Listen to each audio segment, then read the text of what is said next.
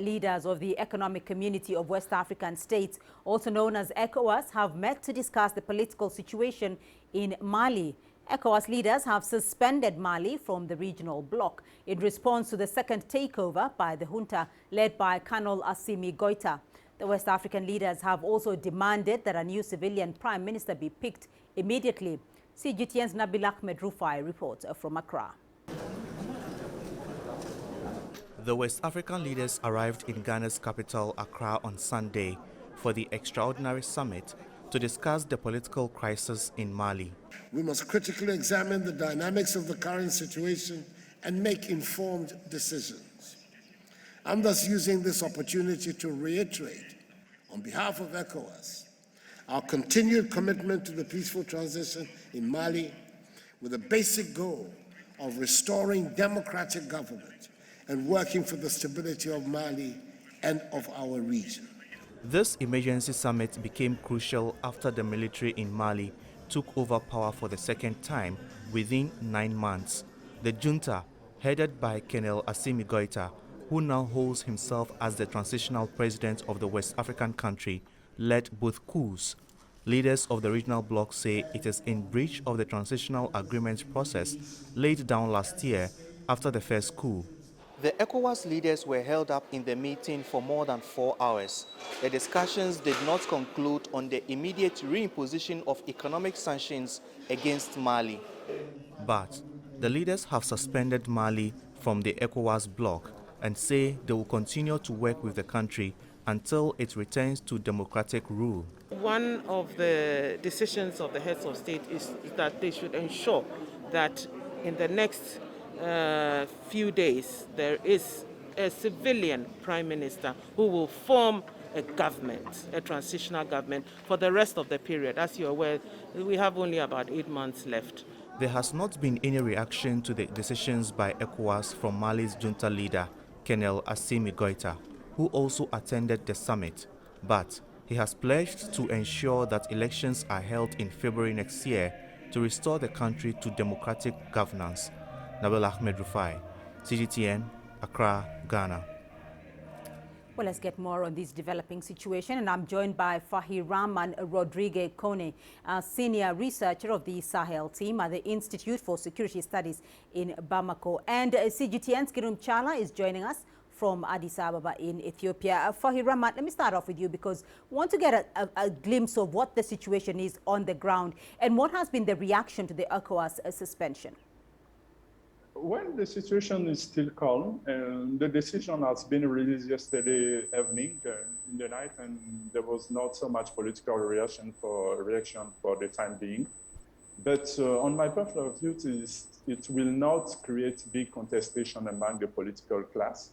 The regional body was not in a strong position to take economic sanction, which could create strong reaction among the population.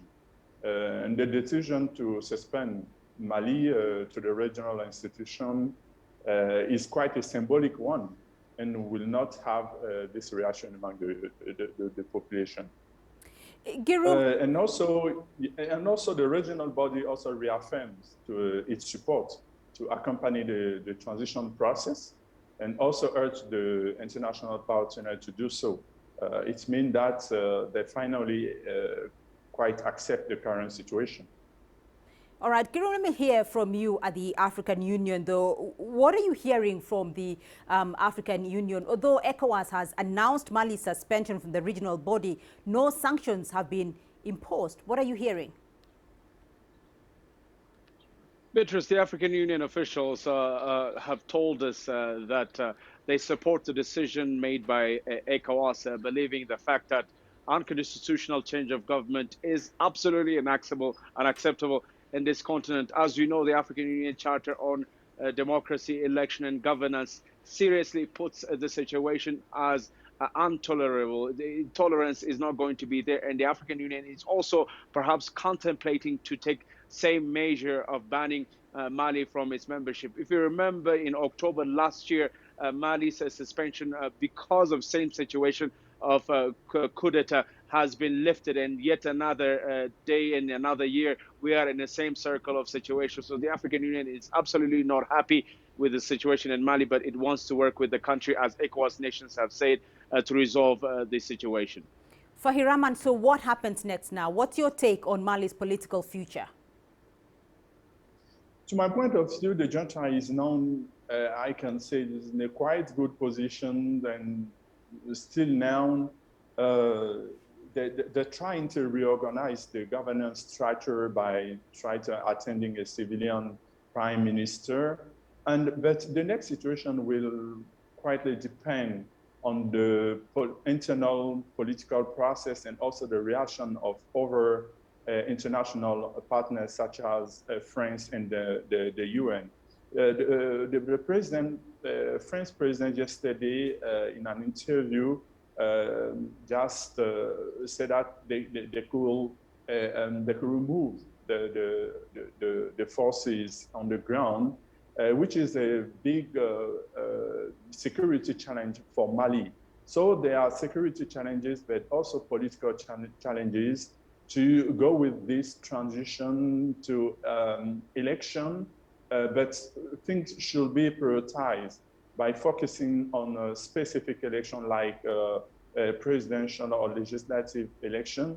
And now there are big concerns, but all will depend, as I've said, from the internal political process and also the partner not to get back to turn back to the current junta. All right, and Girum, give us a sense of just how worried and concerned the African Union is over the present crisis in Mali.